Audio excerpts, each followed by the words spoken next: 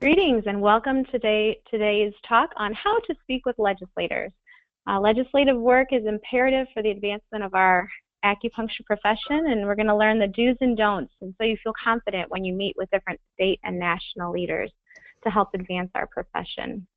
Today, the American Society of Acupuncturists is really excited to bring to you, we have two wonderful presenters. We have Amy Major as well as Daniel Delaney. Amy Major is a Chinese medicine practitioner. She graduated from the American College of Traditional Chinese Medicine in 1989 and was first licensed to practice acupuncture in California. Amy has been licensed in Massachusetts since 1992. She serves on the AOMSM board and serves as its secretary as well as the ASA board. Amy works on the Legislative Committee in Massachusetts and serves as the co-chair of the AOMSM Dry Needling Committee, as well as serving as a board member at large on the ASA board. Amy has been published in Parenting from the Heart, Round the Circle, and Try Acupuncture. Amy has a radio show with Bob Flaherty on WHMP, Healing Outside the Box, Inside the Heart. She has a private practice in Northampton and Springfield, Massachusetts, and runs a women's-only, low-cost clinic once a week. And our other presenter today, Daniel J. Delaney, is the founder of the Delaney Policy Group, Harvard-trained with more than 15 years of experience in legislative and regulatory affairs and public policy advocacy. Dan brings a rare combination of elite policy expertise, hands-on experience, and a facility for effective communication to his work.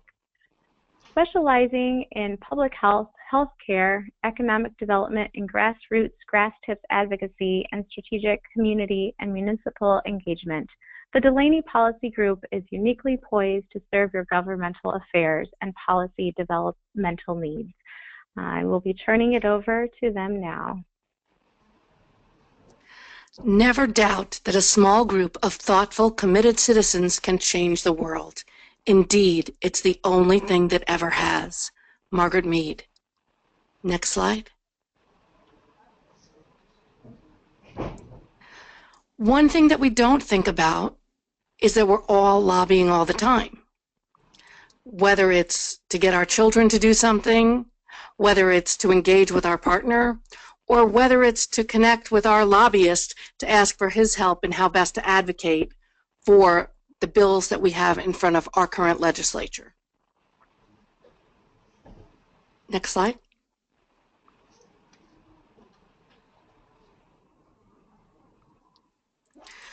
One of the most important things we want to do is to always be polite and be respectful. Please address your legislator by her or his name and know who their aides are. Each of our legislators has a legislative aide. Find out that person's name and their email and their phone number and thank every person that you meet.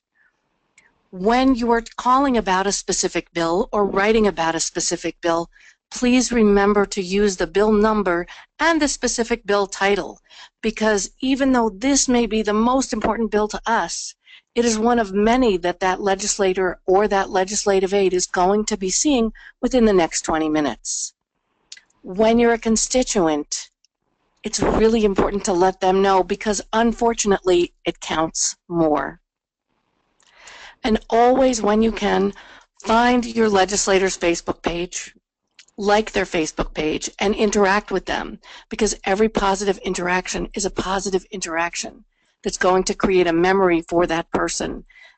And that's what we want, is you to be memorable, them to remember who you are. And as Audre Lorde said, we don't remember what people say, remember how they made us feel. Make sure that we're doing our effort to engage this person in a meaningful and compassionate way, to make them feel good about wanting to help us. Next slide.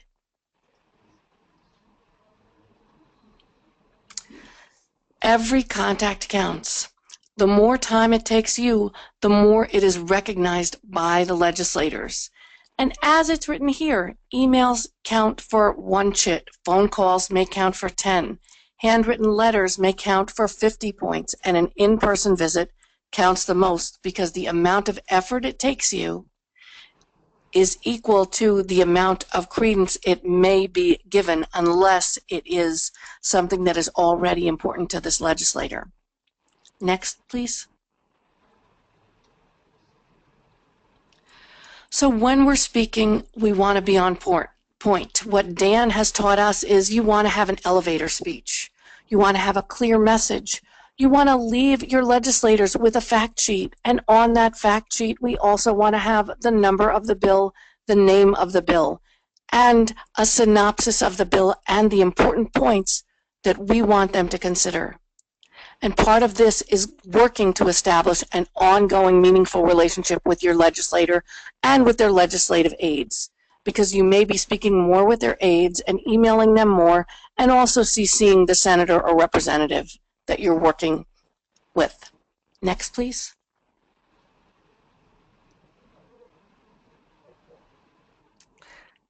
I wasn't sure if this was you or me, Dan, so I'll go. Be of one mind, one breath. Make sure when you go to your legislator, when you're making phone calls, that you have talking points, whether you number them, whether you bullet point them, write them down and stay focused. Because while the minutia of why this bill is important to some of our patients is really important in the long run, in the short run, they want the ABCs. The best defense is a good offense. We want to be very clear about what we're saying. Dry needling is acupuncture. What are we asking for? Next, please. So Amy had a great point, which is that the best defense is a good offense, which means basically you want to have a concise, a clear, a proactive statement for why your initiative is important, how it can help, and what you want to do with it.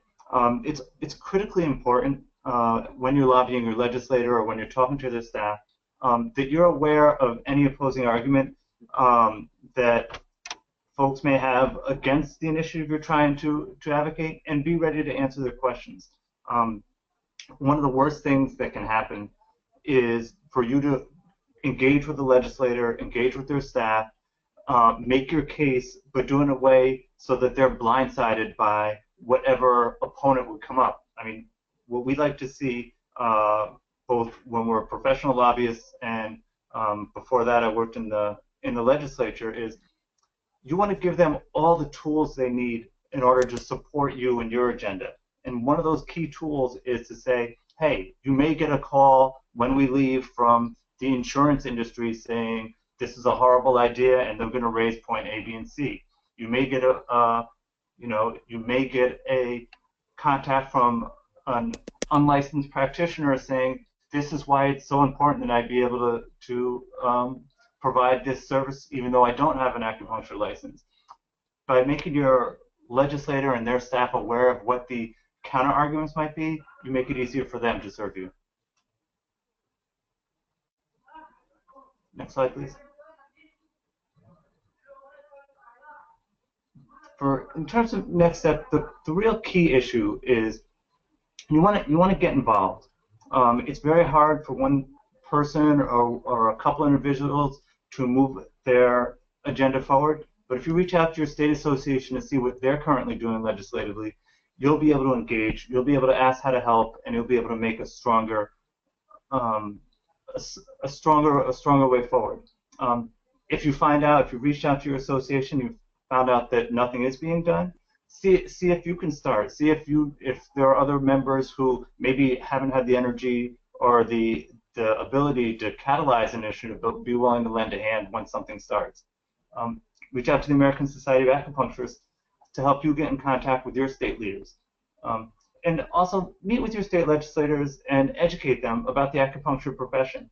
It's still too new and too esoteric for too many people who are making key health policy decisions. And just by going out and engaging, you can help them help our healthcare system.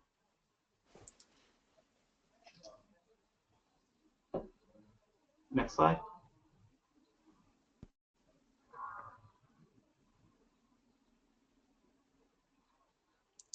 So we want to thank you for your time. We want to thank you for taking the time with your attention and intention to watch this. And we hope this gives you tools to be more effective as you advocate as an acupuncturist, as a practitioner, as a healthcare provider for all of these things in your state and in the national conversation. And as this was put on today by the American Society of Acupuncturists, we also want to thank MCCAOM for helping us provide the tools to be able to put this webinar on. And we look forward to having you get involved. And we have also accompanying documents to help you feel more confident when you're meeting with your legislators. But please, again, reach out to your state associations and then really get involved. We need every voice and every person. Thanks so much.